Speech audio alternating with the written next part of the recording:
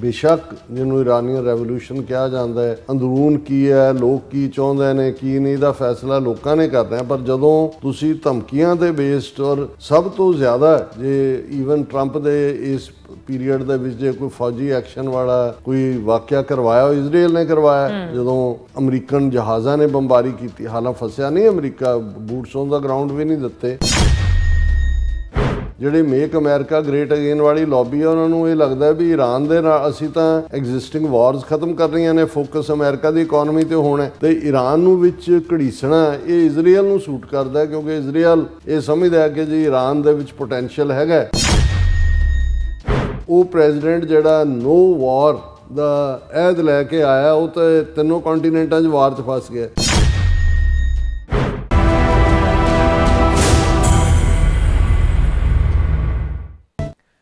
Viewers welcome back our programme. So viewers गलबात करन जा रहे हैं कि वक्ती तौर पर लगता है कि ईरान विच मची जिहड़ी है उथल पुथल विच एक ठहराव आया है और अमरीका वालों ईरान ते हमले की संभावना हाल की घड़ी जिहड़ी है टल गई है और सब तरह समझदे हैं कि ईरान ते अमरीकी जां इजरायली हमला होने की सूरत में समुचा मिडल ईस्ट अग का भांबड़ बन सकता है। सो असी इस ठहराव नूं जिहड़े वेलकम करते हैं और पर वेखण वाली गल यह है कि किन्नी क देर जिहड़ी है स्थिति इस तरह बनी रहेगी, इस बारे आपां गलबात करन जा रहे हैं। सो असीं चाहांगे कि तुसीं इस तरह बने रहना। देखण सुन लिया लिखण लई तुहाडा सब दा बहुत बहुत शुक्रिया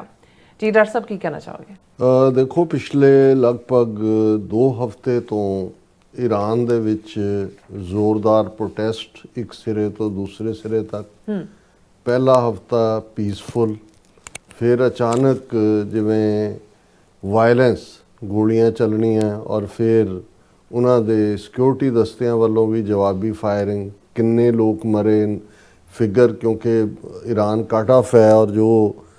प्रोपेगेंडा सोर्स है वो बाहरला ही है, वो गिनती 2500 तक भी पहुँच गई कि भाई इन्ने मारे गए। और रजीम चेंज की गल, रज़ा अहमद पहलवी जिहड़ा शाह ऑफ ईरान 1979 च उत्थों कढ़िया सी जदों आयतुल्ला खमीनी आया, उहदा मुंडा इत्थे रहिंदा अमेरिका दे विच और उन्हें भी नवीं जड़ियां ने वो सूट साट सवाल है कि भी मेरी हुण ताजपोशी होएगी, क्योंकि जो प्रोटेस्ट के उत्ते वायलेंस सी उहदा अमरीका ने सख्त नोटिस लिया और ईवन कॉल भी दी अमेरिकन प्रेजिडेंट ने ईरान के लोगों को कि भाई ये ਜਿਹੜਾ ਅਸੀਂ ਤੁਹਾਡੇ ਨਾਲ ਖੜੇ ਹਾਂ। ईरान ਨੂੰ वार्निंग ਦਿੱਤੀ ਕਿ ਜੇ ਤੁਸੀਂ ਕੋਈ ਫਾਇਰਿੰਗ ਕੀਤੀ ਜਾਂ ਮਰਿਆ ਅਸੀਂ ਇੰਟਰਵੀਨ ਕਰਾਂਗੇ। ਔਰ ਇਸ ਗੱਲ ਨੂੰ ਦੇਖਦੇ ਹਾਂ ਕਿ ਅਮਰੀਕਾ ਦੀ ਇੰਟਰਵੈਂਸ਼ਨ ਦੇ ਰਿਐਕਸ਼ਨ ਵਜੋਂ ईरान ਜਿਹੜੇ ਅਮਰੀਕਾ ਦੇ ਫੌਜੀ ਅੱਡੇ ਉਹ ਕਤਰ 'ਚ ਨੇ, ਉਹ UAE 'ਚ ਨੇ, ਸਾਊਦੀ ਅਰੇਬੀਆ 'ਚ ਨੇ ਔਰ ਉਹਨਾਂ ਦੇ ਸਮੁੰਦਰੀ ਔਰ ਦੂਸਰੇ ਸੋਰਸ ਕਿ ईरान ਜਵਾਬੀ ਕਾਰਵਾਈ ਕਰਦੇ ਆ, ਮਿਜ਼ਾਈਲਾਂ ਦਾਗ ਸਕਦਾ, ਉਹਨਾਂ ਦੇ ਨੰਬਰ ਵੀ ਘਟਾਏ ਗਏ ਔਰ ਦੂਸਰੇ। ਸੋ ਇਹ ਇੱਕ ਪੂਰਾ ਬਿਲਟ ਇਨ ਸੀ ਸਾਨੂੰ ਵੀ, ਕਿਉਂਕਿ ਸਿੱਖ ਨੁਕਤਾ ਨਿਗਾਹ ਤੋਂ ਅਸੀਂ ਇਹਨਾਂ ਸਮੱਸਿਆਵਾਂ ਨੂੰ ਕਿਵੇਂ ਦੇਖਦੇ ਹਾਂ ਇਸ ਦੇ ਉੱਤੇ ਕੁਛ ਨੇ ਸਾਨੂੰ ਕਿਹਾ ਵੀ ਕਿ ਤੁਸੀਂ ਇਸ ਦੇ ਉੱਤੇ ਕੋਈ ਗੱਲ ਨਹੀਂ ਕੀਤੀ। ਸਾਡੇ ਪਿੰਡ 'ਚ ਵੀ 2 ਕਿਸਮ ਦੀ ਸੋਚ ਵਾਲੇ, ਇੱਕ ਜਿਹੜੇ ਅੱਖਾਂ ਬੰਦ ਕਰਕੇ ਸਮਝਦੇ ਨੇ ਵੀ ਸਾਨੂੰ ਬਿਲਕੁਲ ਜੋ ਅਮਰੀਕਾ ਕਰਦਾ ਉਸ ਤੇ ਮਗਰ ਹੀ ਖਲੋਣਾ ਚਾਹੀਦਾ, ਕੋਈ ਕ੍ਰਿਟਿਸਾਈਜ਼ ਨਹੀਂ ਕਰਨਾ ਚਾਹੀਦਾ। ਪਰ ਇੱਕ ਉਹ ਜਿਹੜੇ ਟੋਟਲੀ ਐਂਟੀ ਅਮਰੀਕਾ ਨੇ, ਉਹ ਹਰ ਚੀਜ਼ ਨੂੰ ਉਹਨਾਂ 'ਚ ਇੱਕ ਲੈਫਟਿਸਟ ਲੈਵਲ ਵੀ ਹੈ ਤੇ ਕੁਛ ਉਹ ਵੀ ਨੇ ਸਿੱਖ ਜਿਹੜੇ ਜਿਨ੍ਹਾਂ ਨੂੰ ਕਿਤੇ ਵੀ ਧੱਕਾ ਹੋਏ ਤੇ ਜਿਹਦੇ ਨਾਲ ਧੱਕਾ ਹੋ ਰਿਹਾ ਉਹਦੇ ਨਾਲ ਹਮਦਰਦੀ ਹੋਣ ਲੱਗ ਜਾਂਦੀ ਹੈ। ਔਰ ਅਸੀਂ ਇਹ ਸਾਰੀ ਸਿਚੁਏਸ਼ਨ ਨੂੰ ਇਹ ਨਹੀਂ ਹੈ ਕਿ ਵੀ ਪਰੇਸ਼ਾਨੀ ਜਾਂ ਵਰੀ ਨਹੀਂ ਹੈ,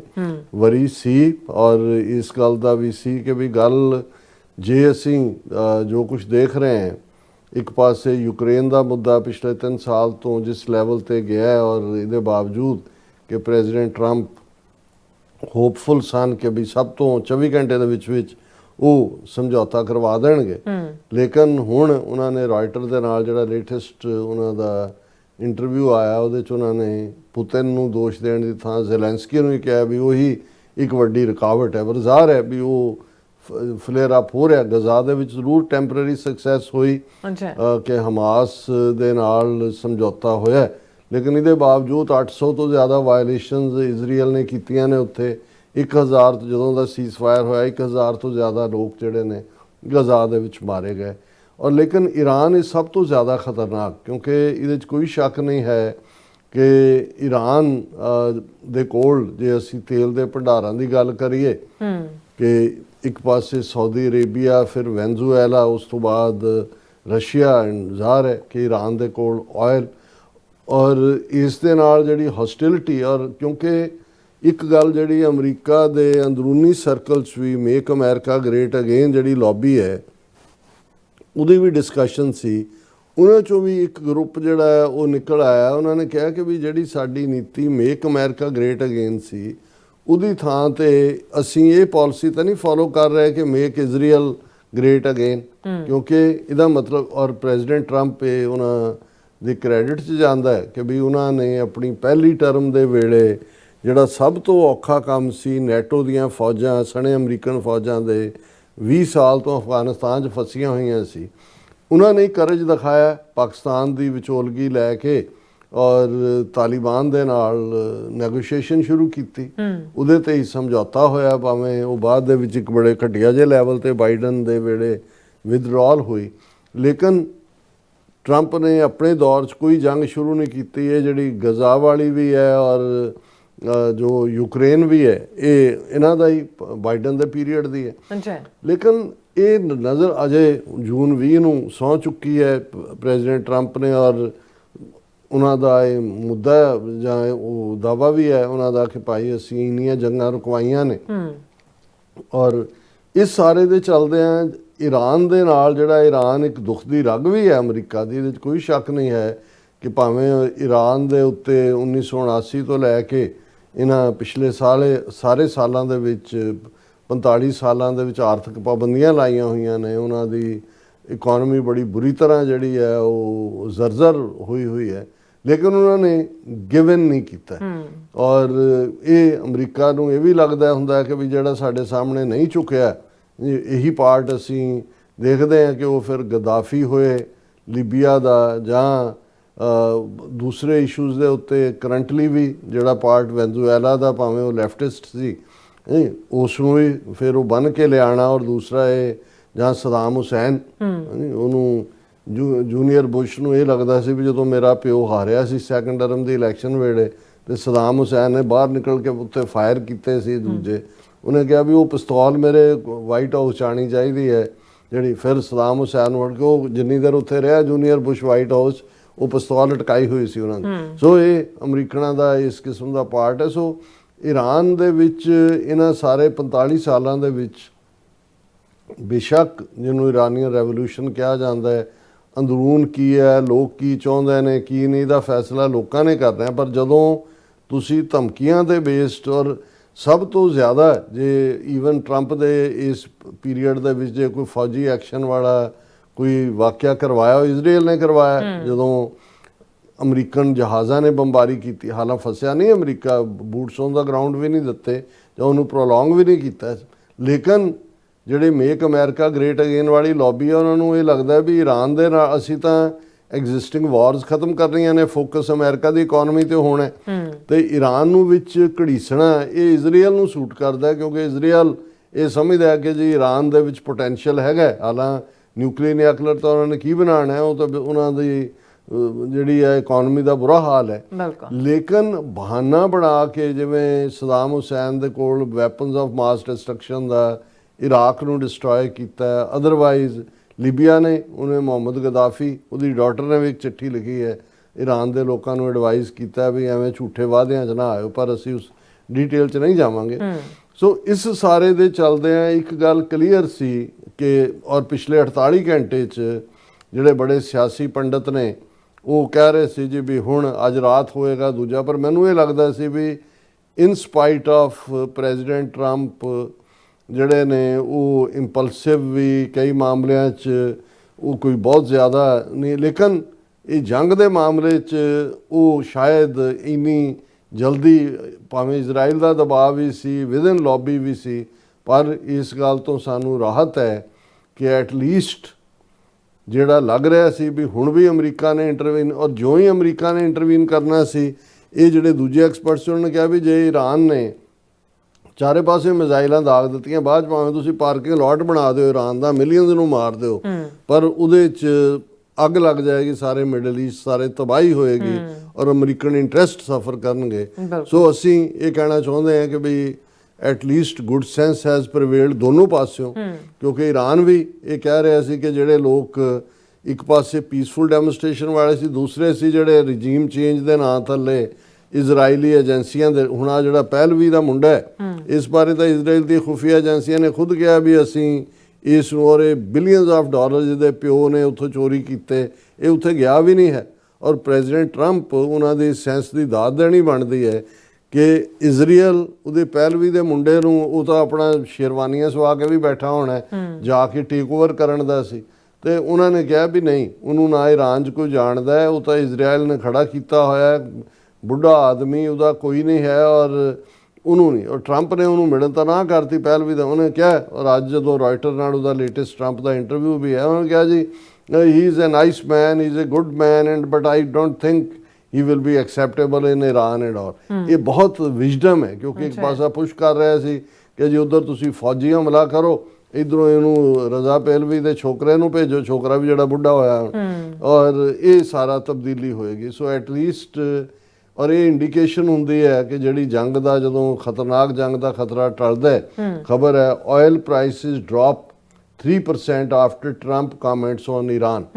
ਟਰੰਪ ਨੇ ਇਹ ਕਿਹਾ ਕਿ ਜੀ ਸਾਨੂੰ ਇਹ ਪਤਾ ਲੱਗਾ ਵੀ ਜਿਹੜੇ ਪਹਿਲਾਂ ਪ੍ਰੋਟੈਸਟਰਸ ਨੂੰ ਐਗਜ਼ੀਕਿਊਟ ਕਰਨਾ ਚਾਹੁੰਦੇ ਸੀ ਪਬਲਿਕਲੀ, ਉਹ ਨਹੀਂ ਕਰ ਰਹੇ। ਈਰਾਨ ਨੇ ਵੀ ਕਿਹਾ ਵੀ ਨਹੀਂ ਹੈ। ਚਲੋ ਇੱਕ ਇਹ ਡਿਪਲੋਮੈਟਿਕ ਤਰੀਕਾ ਹੁੰਦਾ ਕਿ ਵੀ ਤੁਸੀਂ ਕਿਸੇ ਚੀਜ਼ ਨੂੰ ਠੱਲ ਪਾਉਂਦੇ ਹੋ। ਨਾਲ ਦੀ ਨਾਲ Iran reopens air space after temporary closure, forced flights to reroute. So ਕਿਉਂਕਿ ਈਰਾਨ ਨੂੰ ਵੀ ਸੀ ਕਿ ਹਮਲਾ ਹੋਣਾ, ਉਹਨਾਂ ਨੇ 에ਅਰ ਸਪੇਸ ਬੈਨ ਕਰਤਾ ਸੀ ਵੀ ਕੋਈ ਇੱਥੋਂ ਦੀ ਜਹਾਜ਼ ਨਹੀਂ ਉੱਡ ਸਕਦਾ, ਉਹਨਾਂ ਨੇ ਵੀ ਖੋਲ੍ਹ ਦਿੱਤਾ ਹੈ। ਆਇਲ ਪ੍ਰਾਈਸਿਸ ਡ੍ਰੌਪ ਦਾ ਹੁਣ ਇਹ ਸੀ ਕਿ ਵੀ ਜਦੋਂ ਈਰਾਨ ਦੇ ਨਾਲ ਜੰਗ ਲੱਗ ਗਈ ਤੇ ਈਰਾਨ ਦੀ ਤੇਲ ਸਪਲਾਈ ਤਾਂ ਰੁਕ ਜਾਣੀ ਹੈ ਔਰ ਇੱਕਦਮ ਆਇਲ ਪ੍ਰਾਈਸਿਸ ਅਪ ਜਾਣਗੇ। ਸੋ ਜਦੋਂ 3% ਡ੍ਰੌਪ ਹੋ ਗਿਆ, ਇਹਦਾ ਮਤਲਬ ਇਹ ਹੈ ਕਿ ਵੀ ਜੰਗ ਦੀਆਂ ਜਿਹੜੀਆਂ ਨੇ ਉਹ ਸੰਭਾਵਨਾਵਾਂ ਐਟਲੀਸਟ ਪੌਜ਼ ਉਹਨਾਂ ਨੂੰ ਮਿਲ ਗਿਆ।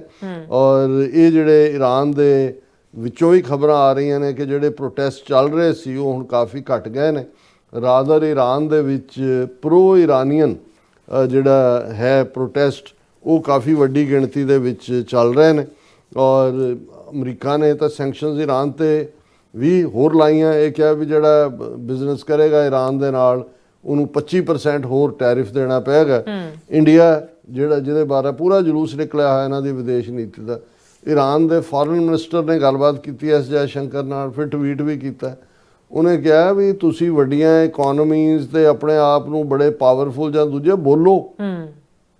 ਇਹ ਜੇ ਸੋਵਰਨਿਟੀ ਔਰ ਦੂਸਰੇ ਮੁੱਦਿਆਂ ਦੇ ਉੱਤੇ, ਪਰ ਜਿੰਨਾ ਜਲੂਸ ਭਾਰਤ ਨੇ ਆਪਣਾ ਕਢਾਇਆ ਹੋਇਆ ਵੈਨਜ਼ੂਏਲਾ ਦੇ ਮੁੱਦੇ ਦੇ ਉੱਤੇ ਵੀ, ਦੂਸਰੇ ਤੇ ਵੀ, ਈਰਾਨ ਦੇ ਮੁੱਦੇ ਤੇ ਵੀ। ਔਰ ਹਾਲਾਂਕਿ ਸਭ ਤੋਂ ਜ਼ਿਆਦਾ ਇੰਡੀਅਨ ਸਟੂਡੈਂਟ ਈਰਾਨ 'ਚ ਪੜ੍ਹਦੇ ਨੇ ਔਰ ਉਹਨਾਂ ਦੀ ਵਾਪਸੀ ਨੂੰ ਲੈ ਕੇ ਉਹਨਾਂ ਦੇ ਪੇਰੈਂਟਸ ਵਰੀਡ ਸੀਗੇ। ਔਰ ਇਸ panic grips Kashmiri parents as wards go incommunicado after Iran internet shut down street protest. ਕਿਉਂਕਿ ਈਰਾਨ ਨੇ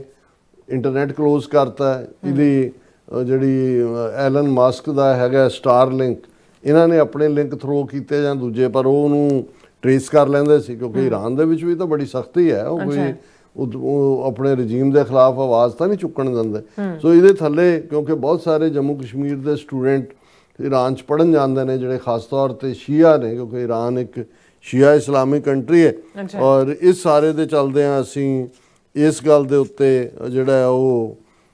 ਤਸੱਲੀ ਦਾ ਇਜ਼ਹਾਰ ਕਰਦੇ ਹਾਂ ਕਿ ਐਟਲੀਸਟ ਵਕਤੀ ਤੌਰ ਦੇ ਉੱਤੇ ਪੌਜ਼ ਹੋਇਆ। ਸਾਡੀਆਂ ਹਮਦਰਦੀਆਂ ਜਿੱਥੇ ਜ਼ਾਹਰ ਆ, ਅਮਰੀਕਾ ਸਾਡਾ ਮੁਲਕ ਹੈ ਔਰ ਅਸੀਂ ਹੋਪ ਕਰਦੇ ਹਾਂ ਕਿ ਜਿਹੜੀ ਨਿਊ ਮੈਪ ਮੇਕਿੰਗ ਹੋਣ ਜਾ ਰਹੀ ਹੈ, ਜਿਹੜੀ ਹੋ ਰਹੀ ਹੈ ਆਲਰੇਡੀ ਗ੍ਰੀਨਲੈਂਡ ਨੂੰ ਲੈ ਕੇ, ਜਿਸ ਕਿਸਮ ਦੀ ਲਾਈਨ ਟਰੰਪ ਨੇ ਲਈ। ਹਾਲਾਂ ਡੈਨਮਾਰਕ ਦਾ ਔਰ ਗ੍ਰੀਨਲੈਂਡ ਦੇ ਪ੍ਰਾਈਮ ਮਿਨਿਸਟਰ ਵੀ ਮਿਲੇ ਅਮਰੀਕਾ ਦੇ ਮਾਰਕੋ ਰੂਬੀਓ ਨੂੰ, ਦੂਜੇ ਨੂੰ, ਪਰ ਟਰੰਪ ਕਹਿੰਦਾ ਵੀ ਜਾਂ ਮੁੱਲ ਦੇ ਦਿਓ ਨਹੀਂ ਤਾਂ ਅਸੀਂ ਜ਼ਬਰਦਸਤੀ ਲੈ ਲੈਣਾ ਗ੍ਰੀਨਲੈਂਡ। ਔਰ ਹੁਣ ਉੱਥੇ ਫੌਜਾਂ ਵੀ ਜਿਹੜੀਆਂ ਨੇ ਯੂਰਪ ਯੂਨੀਅਨ ਵਾਲੇ ਭੇਜ ਰਹੇ ਨੇ। ਕਿੰਨੀ ਕੁ ਅਮਰੀਕਾ ਦਾ ਤਾਂ ਕੀ ਮੁਕਾਬਲਾ ਕਰਨਾ ਹੈ, ਪਰ ਸਿੰਬੋਲਿਕ ਫਰਾਂਸ ਨੇ ਵੀ ਕਿਹਾ ਅਸੀਂ ਡਿਫੈਂਡ ਕਰਾਂਗੇ, ਡੈਨਮਾਰਕ ਨੇ ਵੀ ਕਿਹਾ, ਨਾਰਵੇ ਨੇ 2 ਫੌਜੀ ਭੇਜਤੇ ਉੱਥੇ। ਪਰ ਇਹ ਪਹਿਲੀ ਵਾਰ ਹੈ ਕਿ ਅਮਰੀਕਾ ਦੇ ਜਿਹੜੇ ਪੂਰੇ ਐਲਾਈ, ਕਿਉਂਕਿ NATO north Atlantic treaty organisations ਰੂਸ ਨੂੰ ਘੇਰਨ ਲਈ, ਸੋਵੀਅਤ ਯੂਨੀਅਨ ਜਿਹੜਾ ਉਹਦਾ ਪਹਿਲਾ ਨਾਂ, ਅਮਰੀਕਾ ਹਿੱਸਾ ਹੈ ਨੈਟੋ ਦਾ। ਨੈਟੋ ਹੈ ਹੀ ਅਮਰੀਕਾ ਦੀ। ਹੁਣ ਇਹ ਇੱਕ ਬੜੀ ਅਜੀਬੋ-ਗਰੀਬ ਜਿਹੀ ਸਿਚੁਏਸ਼ਨ ਬਣ ਗਈ ਕਿ ਵੀ ਪ੍ਰੈਜ਼ੀਡੈਂਟ ਟਰੰਪ ਇਸ ਵੇਲੇ 3 ਕੰਟੀਨੈਂਟ ਨੇ, ਚਲੋ ਈਰਾਨ ਦਾ ਜੇ ਬਚਾਅ ਹੋ ਜਾਂਦਾ ਹੈ ਕਿ ਵੀ ਇੱਕ ਪਾਸੇ ਕੈਰੀਬੀਅਨ ਮੁਲਕਾਂ 'ਚ ਵੈਨਜ਼ੂਏਲਾ 'ਚ ਜਾ ਕੇ ਤੁਸੀਂ ਕੀਤਾ, ਉਹਦੀ ਜਿਹੜੀ ਹੈ ਵੈਨਜ਼ੂਏਲਾ ਦੀ ਡਿਪਟੀ ਜਿਹੜੀ ਉਹਨਾਂ ਦੀ ਆਪੋਜੀਸ਼ਨ ਲੀਡਰ ਹੈ ਜਿਹਨੂੰ ਨੋਬਲ ਪ੍ਰਾਈਜ਼ ਦਿੱਤਾ, ਉਹ ਅੱਜ ਵਾਈਟ ਹਾਊਸ ਆਈ ਹੋਈ ਹੈ, ਉਹਨੇ ਆਪਣਾ ਨੋਬਲ ਪ੍ਰਾਈਜ਼ ਟਰੰਪ ਨੂੰ ਭੇਟ ਕੀਤਾ। ਹਾਲਾਂਕਿ ਨੋਬਲ ਕਮੇਟੀ ਨੇ ਕਿਹਾ ਇਵੇਂ ਨਹੀਂ ਹੋ ਸਕਦਾ, ਟਰੰਪ ਨੇ ਐਕਸੈਪਟ ਕਰਨਾ ਹੈ ਜਾਂ ਨਹੀਂ ਕਰਨਾ, ਇਹ ਵੱਖਰੀ ਕਹਾਣੀ ਹੈ। ਲੇਕਿਨ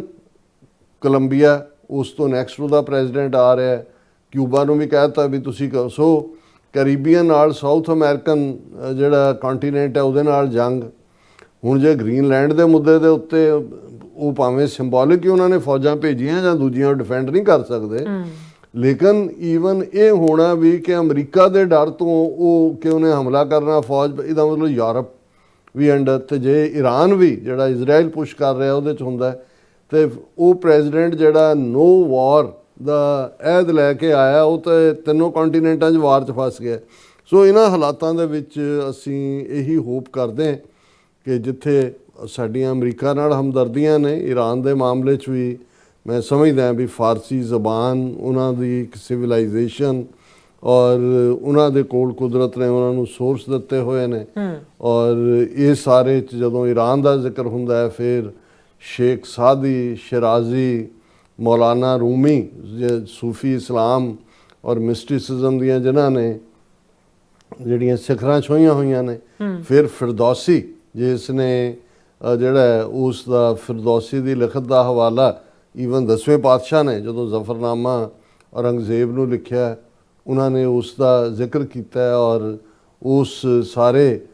ਪਾਰਟ ਨੂੰ ਈਵਨ ਸਰ ਕਪੂਰ ਸਿੰਘ ਜਦੋਂ ਸਾਚੀ ਸਾਖੀ ਦੀ ਬਿਗਨਿੰਗ ਕਰਦੇ ਨੇ ਤਾਂ ਉਹ ਬਿਗਨਿੰਗ 'ਚ ਹੀ ਕਹਿੰਦੇ ਨੇ ਵੀ ਮੇਰੀ ਕਹਾਣੀ ਤਾਂ ਸੰਤਨ ਕੀ ਸੁਣ ਸਾਚੀ ਸਾਖੀ ਜੋ ਸੋ ਆਖਾਂ ਜੋ ਪੇਖਿਆ ਆਖੀ, ਪਰ ਉਹਦੇ ਟਾਈਟਲ ਪੇਜ ਦੇ ਵਿੱਚ ਉਹ ਫਿਰਦੌਸੀ ਦਾ ਜ਼ਿਕਰ ਕਰਦੇ ਨੇ ਕਿ ਭਾਈ ਜਿਵੇਂ ਫਿਰਦੌਸਨਾਮਾ ਦੇ ਵਿੱਚ ਉਹਨੇ ਆਪਣੀ ਕਹਾਣੀ ਕਹੀ ਸੀ, ਇਹ ਮੇਰੀ ਕਹਾਣੀ ਹੈ। ਸੋ ਈਰਾਨ ਦੇ ਨਾਲ ਸਾਡੀਆਂ ਹਮਦਰਦੀਆਂ ਵੀ ਨੇ ਔਰ ਅਸੀਂ ਤਾਂ ਇਹ ਸਮਝਦੇ ਹਾਂ ਵੀ ਇਹ ਲੋਕਾਂ ਨੂੰ ਹੱਕ ਹੋਣਾ ਚਾਹੀਦਾ ਹੈ। ਕੋਈ ਵੀ ਬਾਹਰਲੀਆਂ ਤਾਕਤਾਂ ਕਿਤੇ ਵੀ ਜਿਸ ਕਿਸਮ ਦਾ ਹਾਲਾਂ ਜਿਸ ਕਿਸਮ ਦੀ ਲੁੱਟ ਸ਼ਾਹ ਈਰਾਨ ਦੇ ਥੱਲੇ ਉਹਨਾਂ ਦੇ ਖਾਨਦਾਨ ਨੇ 1.5 ਸਦੀਆਂ ਤੋਂ ਪਾਈ ਹੋਈ ਸੀ, ਲੋਕਾਂ ਨੇ ਜਿਹੜਾ ਹੈ ਉਹ ਉਸ ਨੂੰ ਪਰੇ ਸੁੱਟਿਆ, ਭਾਵੇਂ ਉਹਦੇ ਥੱਲੇ ਕੱਟੜਪਣਾ ਹੀ ਆਇਆ। ਔਰ ਸੰਭਵ ਹੈ ਕਿ ਭਾਈ ਜਿਹੜੇ ਅੱਜ ਈਰਾਨ ਦੇ ਵਿੱਚ ਹਾਕਮ ਨੇ ਉਹ ਵੀ ਦੇਖਣ ਕਿ ਭਾਈ 45 ਸਾਲ ਹੋ ਗਏ, ਹੁਣ ਮੁੜੋ ਕੁਛ ਕਿਸੇ ਪਾਸੇ ਨੂੰ, ਬਾਕੀਆਂ ਦੇ ਨਾਲ ਦੁਨੀਆ ਕਿਤੇ ਦੀ ਕਿਤੇ ਚਲੀ ਗਈ ਹੈ। ਸੋ ਸਾਡੀਆਂ ਵੈਲ ਵਿਸ਼ੇਸ ਅਸੀਂ ਕਿਤੇ ਵੀ ਬੇਲੋੜਾ ਖੂਨ ਖਰਾਬਾ ਉਹਦੇ ਖਿਲਾਫ ਹੈ। ਸੋ ਇਸ ਗੱਲ ਦੀ ਮੈਨੂੰ ਰਾਹਤ ਹੈ ਕਿਉਂਕਿ ਸਾਡੇ ਬਹੁਤ ਸਾਰੇ ਕੁਛ ਵੀਰਾਂ ਨੇ ਲਿਖਿਆ ਵੀ ਕਿ ਤੁਸੀਂ ਇਹਦੇ ਤੇ ਗੱਲ ਨਹੀਂ ਕੀਤੀ। ਤਾਂ ਸਾਡੇ ਲਈ ਹੁੰਦਾ ਵੀ ਇੱਕ ਪਾਸੇ ਸਾਡਾ ਜਿਹੜਾ ਦਿਲ ਹੈ, ਇੱਕ ਪਾਸੇ ਦਿਮਾਗ ਹੈ, ਔਰ ਇਹ ਸਾਰੇ ਨੂੰ ਕਿਵੇਂ ਬੈਲੈਂਸ ਦੇਖੀਏ। ਸੋ ਮੈਨੂੰ ਘੱਟੋ ਘੱਟ ਬਹੁਤ ਰਾਹਤ ਮਹਿਸੂਸ ਹੋਈ। ਸੋ ਨਾਈਸ ਜੀ, ਰਾਜ ਸਾਹਿਬ ਤੁਹਾਡਾ ਬਹੁਤ ਬਹੁਤ ਸ਼ੁਕਰੀਆ। ਸੋ ਥਲੇ ਬ੍ਰੇਕ ਵਿਊਅਰਸ ਤੁਸੀਂ ਇਸ ਤਰ੍ਹਾਂ ਬਣੇ ਰਹਿਣਾ, ਮਿਲਦੇ ਹਾਂ ਛੋਟੇ ਜਿਹੇ ਬ੍ਰੇਕ ਤੋਂ ਬਾਅਦ।